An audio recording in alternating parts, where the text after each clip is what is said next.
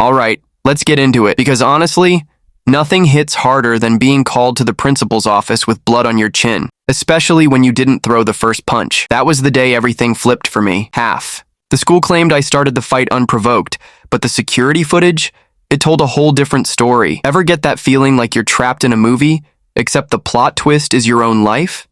Yeah, that was my reality. But let me rewind for a second. It all began on my first day at Rigidist Academy. I was 15, fresh off the bus from Atlanta, still wondering if box braids would survive the judgmental stares at a Connecticut prep school. My mom had just landed a big deal job at the local hospital, so we traded the warmth of our neighborhood for a place filled with Range Rovers and ski trips in Switzerland. I walked into Rigidist with wide eyes and nerves buzzing. The place looked like a catalog ad. Marble floors, trophy cases, students in cashmere like they were born in it. I quickly noticed the handful of kids who looked like me. They moved quietly, stuck together, and avoided attention. The rest? The ones with board member parents and PTA running moms? They ran the place with unspoken authority. From the jump, it was clear I didn't belong. Teachers butchered my name even after I corrected them, repeatedly. Some students wouldn't even look at me. Others made it clear I wasn't their idea of a high achiever. Still, there was one bright spot. Third period English with Ms. Rodriguez, she actually saw me, not just my transcript. She welcomed me with warmth and handed me a Maya Angelou book, whispering, "You'll find your voice here." For a second, I believed her. But it didn't last. By lunchtime, I sat alone at a window seat, until Lily Kim slid into the chair across from me. "You're new, right? This place is a circus," she said with a grin, nodding at a clique across the cafeteria. "That's Connor Parker and his crew. If you're not with them, you're invisible." She wasn't wrong. Connor, his girlfriend, Amber, and his shadow Jason ruled the school like royalty. I tried to keep my head down. Didn't mention the karate trophies back home or that I was a Georgia State champ. I didn't want to be seen as that angry black girl. Instead, I joined. The debate team wanted to prove I had more than a mean right hook. But no matter how hard I worked, the better I did, the more I seemed to vanish. Teachers questioned my answers, classmates excluded me, and security always showed up when I got too close to anything expensive. But pressure makes diamonds, right? When debate tryouts came, Coach Harrington nearly laughed in my face. "Debate takes a certain sophistication," he said, like I hadn't already led my last school to state finals, so I showed up and crushed it.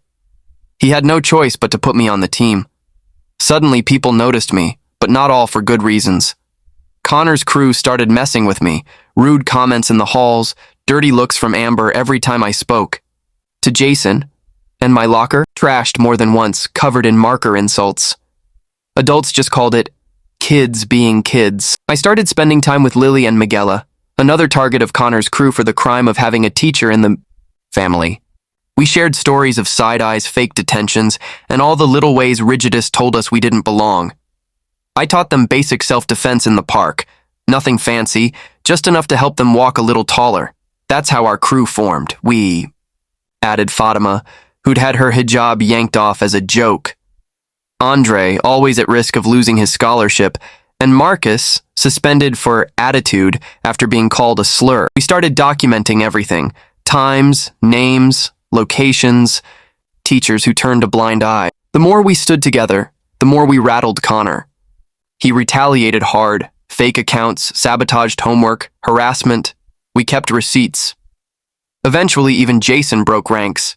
He joined us and spilled secrets about how Connor's group manipulated everything, from grades to club rosters. Then came the betrayal that hit hardest Amber. She pretended to switch sides, feeding us info about a plan to sabotage my shot at the debate championship. I trusted her. Rookie move. On the big day, my real notes vanished, replaced by fakes. Amber claimed I'd done it myself. By the time I figured out what had happened, the administration already had a confession. I was suspended, facing expulsion. My scholarship? Gone. But my people didn't abandon me.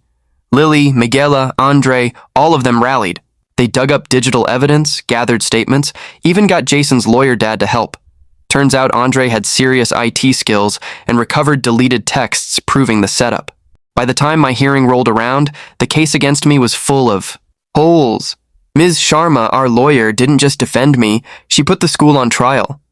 She exposed Rigidist's pattern of racial bias, ignored complaints, and silenced teachers who tried to speak up.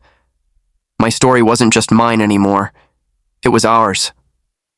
Under pressure, Amber cracked. She confessed everything.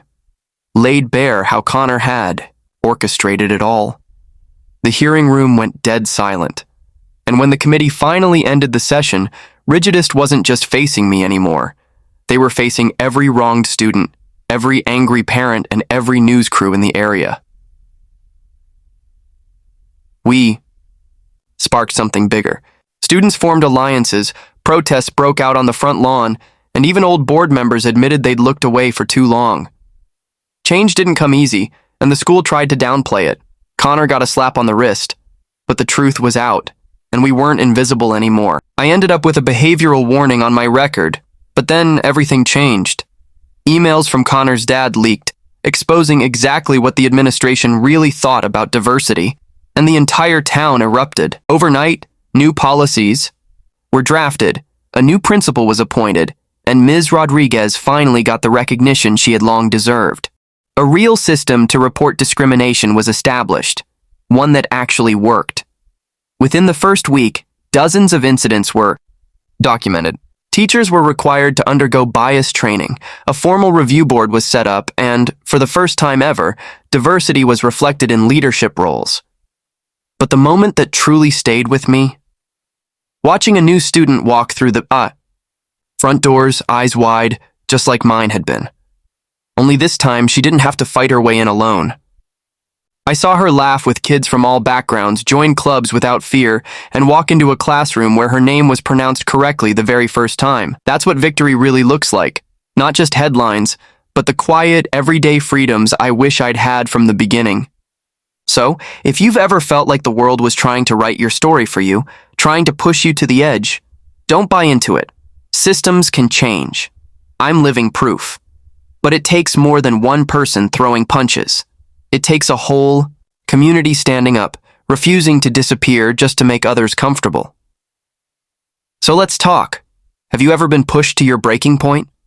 Forced to speak out when everyone expected you to stay silent? Drop your story in the comments. I want to hear it. And if Kesher's journey resonated with you, subscribe, and share this with someone who needs to remember that one brave stand can change an entire system. Because real strength, it isn't just about how hard you hit. It's about refusing to sit down when it matters most.